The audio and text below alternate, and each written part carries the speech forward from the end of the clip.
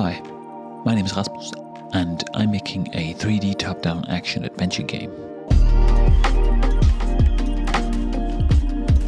So much has been going on since the last update that I can't even fit it all in one episode, but I'm really excited to share some of the progress, and I promise to get another update out soon as well to catch the rest of it.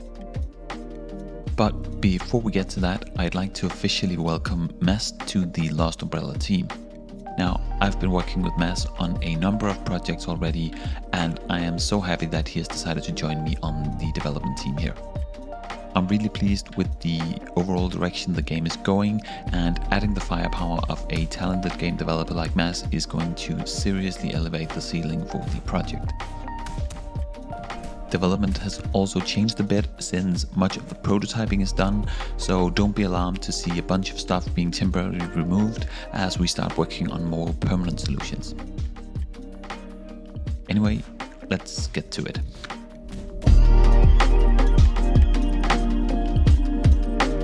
Ever since I came up with the idea of having the game play out on tiles, I've been struggling with the implementation. I liked the aesthetic of the floating island look, and it sort of gave the game its own unique look and feel. But I never really found a good way to tie it to the story or a mechanic. But Mads, with some fresh eyes on the project, came up with the idea of simply limiting the visibility range instead.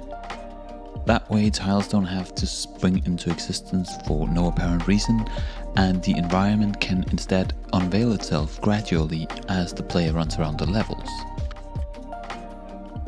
So to test it out, we started by creating what we call the occlusion shader, a shader that will only render objects within a specific range of the player. We then keep track of all these materials and update them depending on the position of the player and the current visibility range.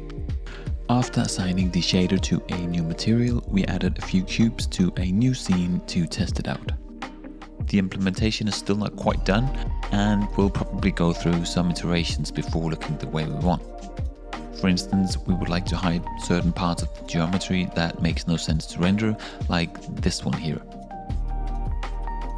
I'm really interested to hear your thoughts on the new implementation of the visibility mechanic, as well as ideas that could elevate it even more.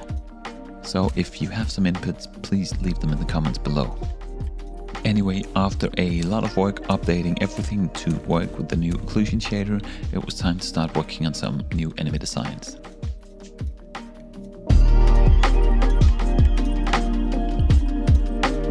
I was quite fond of the two enemy types in the game, but even for the demo version we are working towards, we need more.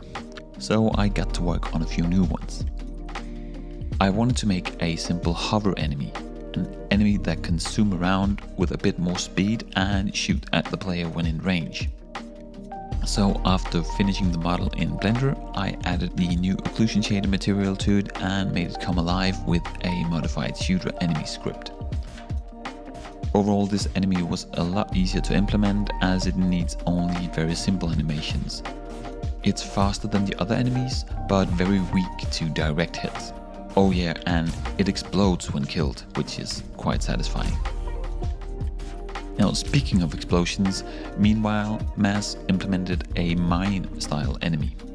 It is basically a stationary enemy that will explode when the player gets near it, like a mine. So he gave it a range, a timer, and a visual indicator that it was triggered. Now, when it explodes, it will check for objects in its range and deal damage. This means that it can hurt the player, but if you time it right, it can be a trap for enemies as well. Quite fun. Mads is already working on a few more enemies, trying to introduce procedural movement animations for some of them, which will be really cool. Hopefully I can showcase a few in the next episode as well. Meanwhile, I got working on a completely different feature.